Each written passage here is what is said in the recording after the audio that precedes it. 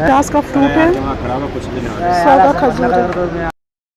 यहाँ हम लोग गौरीकुंड से पहले हैं और यकीन मानिए कि हमें ऐसा लग रहा है कि हम केदारनाथ पहुँच चुके हैं। ये गौरीकुंड से पहले है तो पहले, लेकिन हम अभी भी बहुत थक चुके हैं। आप भी जब आएंगे तो आपको ऐसा लगेगा कि आप केदारनाथ पहुँच चुके हैं।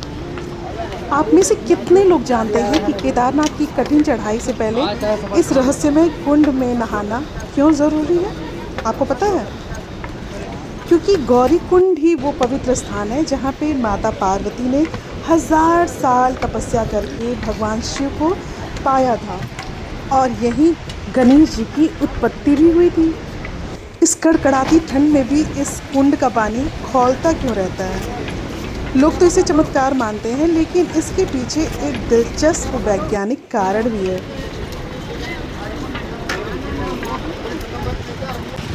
आपको फल वगैरह सब मिल जाएगा, कटे हुए भुट्टा, लेकिन सबकी कीमत बहुत है।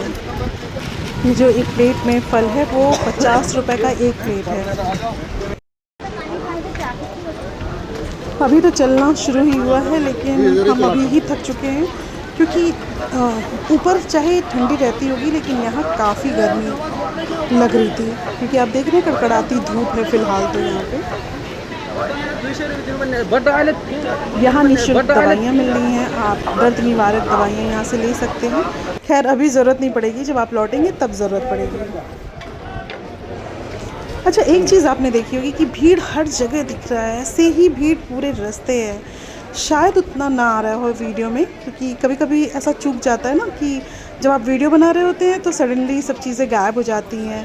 जब तक आप तैयार होते हैं कि आप ब्लॉग शूट करें तब तक तो भीड़ कम दिखने लगती है, लेकिन हमने देखा पूरे रास्ते ही भीड़ थी। हमें अंदाज़ा ही नहीं है कि कितने श्रद्धालु आए होंगे।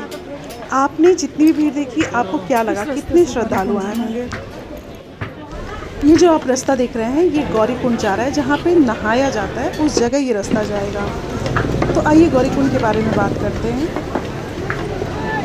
केदारनाथ की चढ़ाई जब हम शुरू करते हैं, क्योंकि रास्ता इतना कठिन है, तो गौरीकुंड का ये जो औषधीय पानी है उससे शरीर का पाप और अशुद्धियाँ धुल जाती हैं और हम पूरी तरह से शुद्ध हो जाते हैं। यही नहीं, केदारनाथ के लिए पैदल यात्रा के लिए यहीं से शुरुआत भी होती है। ये जो आप देख रहे हैं इसी से पानी निकल रहा है, जो गर्म पानी, और कहीं आपको शोक, और इसी कुंड में नहाना है। क्योंकि महिलाएं नहा रही हैं इसलिए।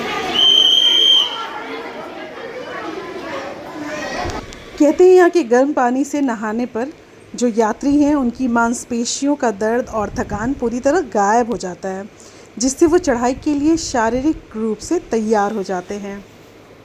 तो हमने भी कमर कस लिया है और हम तैयार हैं, क्योंकि आगे का तो हमें पता नहीं है कि कितनी परेशानी होने वाली है, हम कितना थकने वाले हैं। तो हम बड़े जोश में आ गए नहाने के बाद, क्योंकि नहाते समय तो बहुत गर्म पानी था, लेकिन नहाने के बाद अच्छा लगने लगा। ये जो आप देख रहे हैं यहाँ पुरुषों के लिए बना हुआ है, जैसा आपने महिलाओं के नहाने का देखा था गौरीकुंड में, सेम वैसा ही पुरुषों के भी नहाने के लिए बना हुआ है।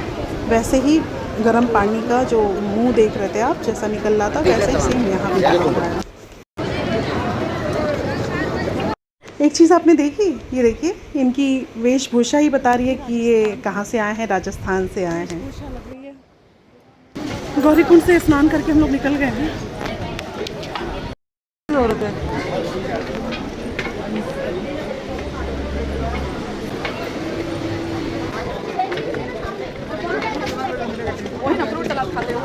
गौरीकुंड से केदारनाथ का रास्ता।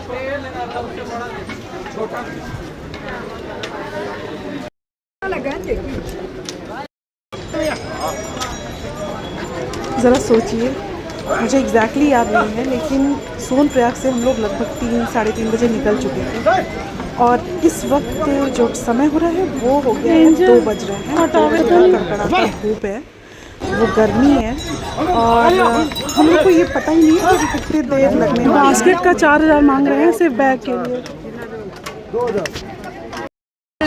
कुछ भी कह लो, लोगों में जोश बहुत है, क्योंकि संख्या देख के लग रहा है कि लोगों की कितनी आस्था है केदारनाथ धाम जाने की।